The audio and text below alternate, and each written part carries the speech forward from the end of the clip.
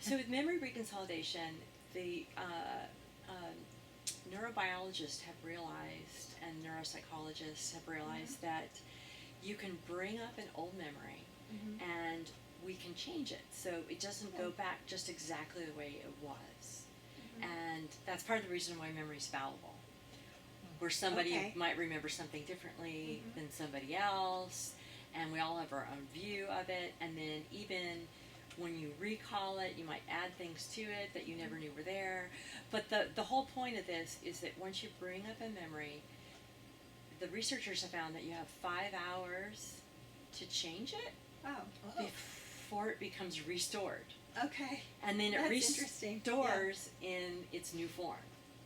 So you can do things with that memory, like add different insights to it, add different, anything that creates emotional learning that is really, that people really hang on to, but and it really like evokes the senses, or imagine that you bring in,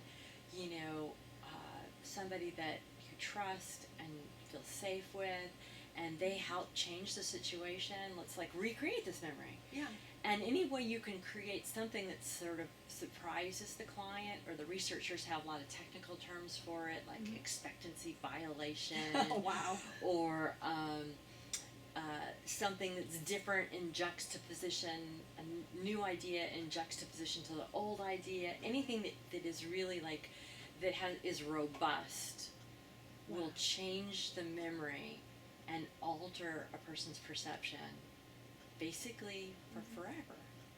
That's very cool. It's really cool. And there's, these studies coming out saying that a lot of these new modalities have this in common, that they fit into the criteria of creating memory reconsolidation when we didn't even know that that's what we were doing. So the science is backing up why these newer trauma modalities work. Yeah. So my suggestion would be refer them out to even a couple sessions of some kind of trauma treatment that helps them view the world differently, so they're more open to learning new behavioral patterns. Right. Because if you can change the behavior, then you're golden. You're golden. Yes. And that's it. And just trying to get them to be motivated to do something slightly different in some way, shape, or form. So that's the trauma piece, in terms of treating trauma for substance abuse. That takes a whole other set of skills. That's not my area of expertise. So I would refer somebody out for substance abuse treatment.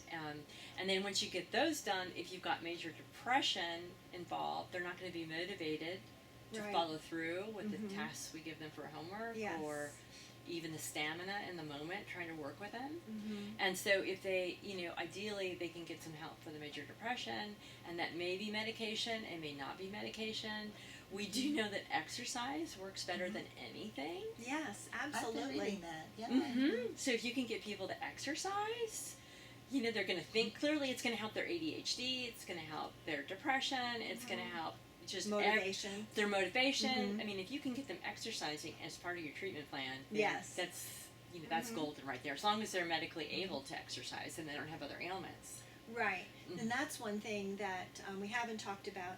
Sometimes I find that an injury has led to a hoarded home. Yeah, like they couldn't walk or something. They couldn't get things from one place to another. Or maybe they have become paralyzed, and now they're wheelchair bound.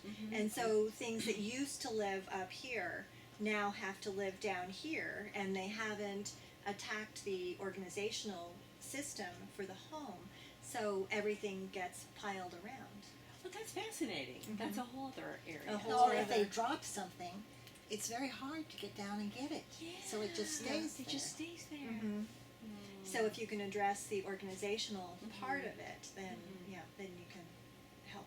It's really, a fascinating disorder, if you could say that, in some ways.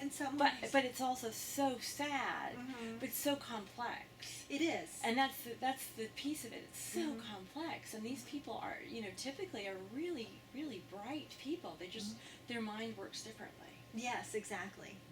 Yeah.